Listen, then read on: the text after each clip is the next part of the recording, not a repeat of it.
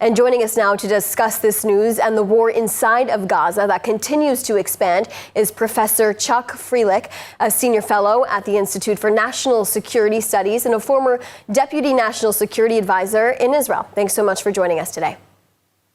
Thank you. So let's start off discussing this fascinating news that is coming out of Hungary, where they've decided to leave the International Criminal Court right as Netanyahu arrives in the country for a visit. There is a strong pro-Israel sentiment in Hungary as well. Does a decision like this come as a surprise to you? And is it possible other European countries could follow lead? Well, in Hungary's case, I wouldn't say that it's just an expression of their great warmth towards the Jewish people, to Israel specifically. It also has to do with Hungary's internal politics and the nature of the leadership in Hungary and its relations with the Israeli leadership today.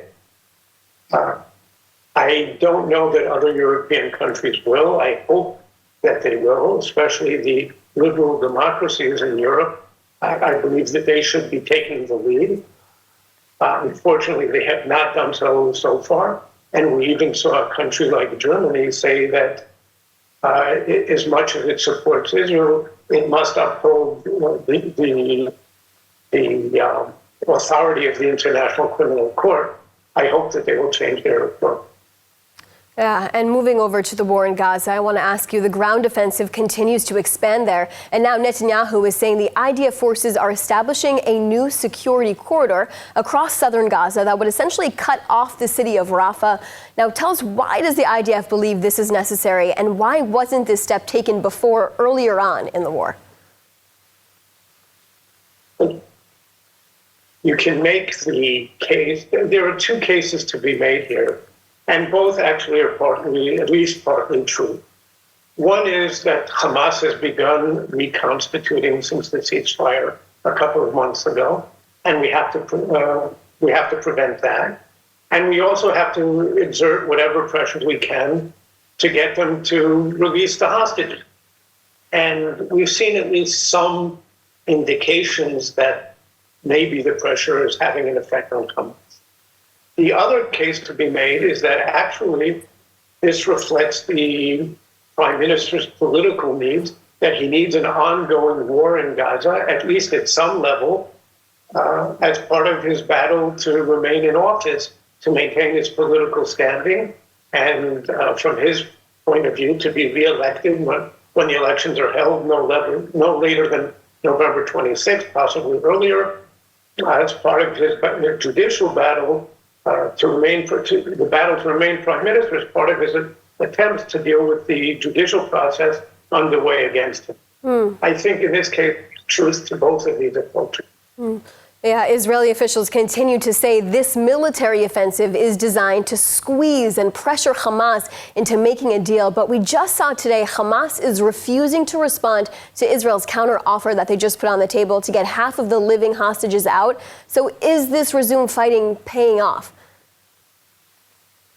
It's early to say. Like I said, there have also been some indications that it may be having a positive effect. We're in the midst of both sides doing what they can to strengthen their own position. And we'll see. It's not at all clear that a compromise can be reached here. Negotiations are always painful and difficult. What will it take for Hamas to surrender in this war? I think that's a big question everybody wants to know. How far can they be pushed? What will be that moment where they decide to make that deal?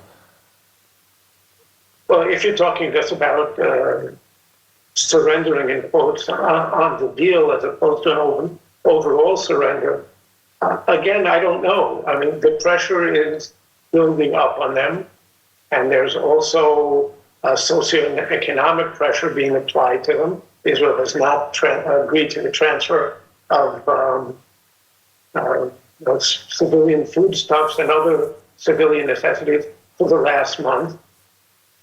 We saw some demonstrations in Gaza, which they seem to have put down in the meantime.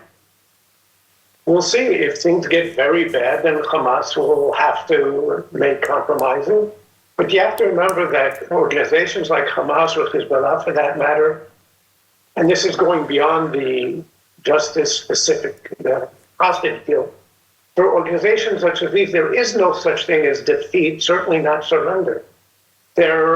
All they really want to do, their bottom line objective, is to stand up to Israel and survive. And in that sense, Hamas, they claim that they won the war. And from that limited perspective, one can even say that they're right. If that's all you want to do, then okay. And we say, well, militarily, it's absolutely clear to any objective observer that they've been degraded greatly, almost destroyed.